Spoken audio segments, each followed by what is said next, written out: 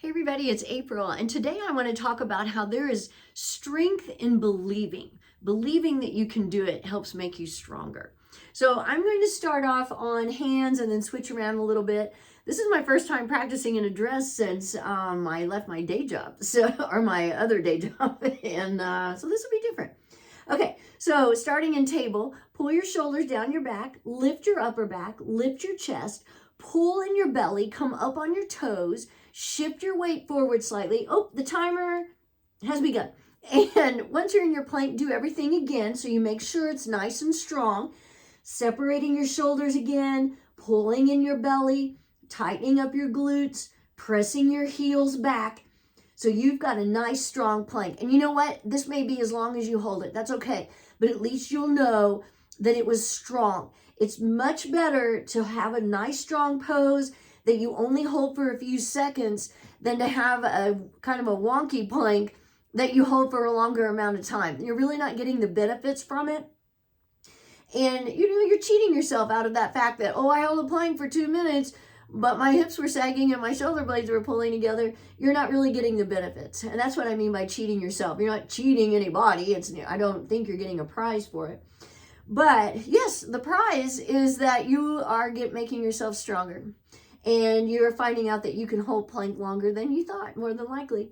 We're coming up on a minute, and I'm just going to keep holding here a little bit, and then I'll switch. So I wanted to talk about believing. I've seen a couple different posts from people today about believing that they could do something, and that was one of the things that gave them the strength to keep going. And it's true. There's a lot to be said about believing that you can do something, believing that you can hold plank a little bit longer.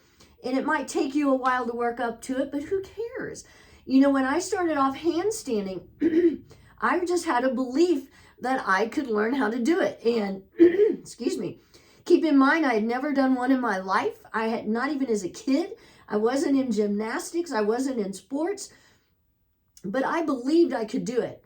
And then when I started planking, I remember when I got to 2.5 minutes and it was all I could do to hold it. I mean, I had to make myself, but I believed I could. And so I kept doing it. We're at 2 minutes. You know what? I'm going to go ahead and switch to side plank. Just because, stack your feet if you can, or you can bring your top foot in front of you. Stay nice and lifted out of your bottom shoulder. Actively lift your hips. Even reach with that upper arm to the sky. That's going to help give you that lift in your side body, which is one of the huge benefits from side plank.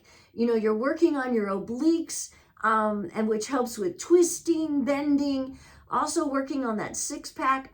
We're at 2:30, so I'm going to switch sides. Maybe pull my dress down a little bit just to make sure we're good.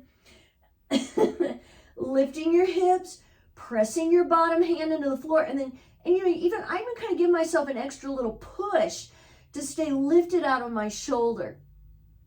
Pressing the sole of your bottom foot toward the floor. You want to make sure you're not collapsing into that bottom ankle bone.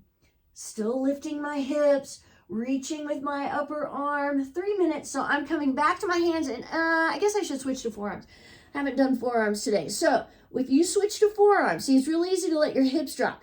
You want to stay nice and lifted. So think about all those things you did on your hands, but do it on your forearms. So press into the floor, separate your shoulders, pull in your belly, tightening up your glutes, pressing your heels back. You've got it going on. You want that plank to be nice and strong. And, it's always a good idea to keep a camera near you, have your video on, or just have your camera on so you can see what your form looks like. So we're coming up on 3:40. We're just clipping right along, aren't we? But remember, you have to sometimes put out there the belief.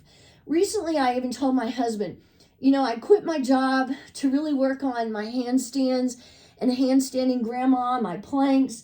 And I told him, I don't know what's going to happen with this 4 minutes.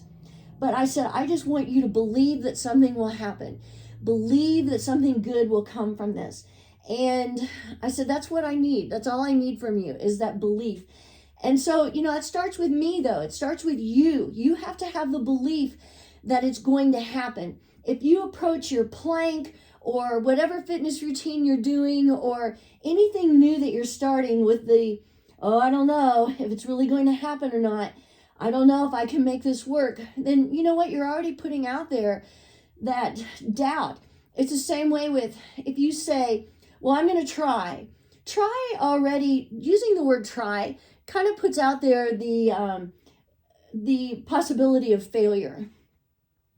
And you want to believe that you can do it. It may take longer than you thought. It may be a little harder than you expected, but so what? That means you're going to feel even more accomplished from it when you achieve your goal, whatever it is. 5 minutes.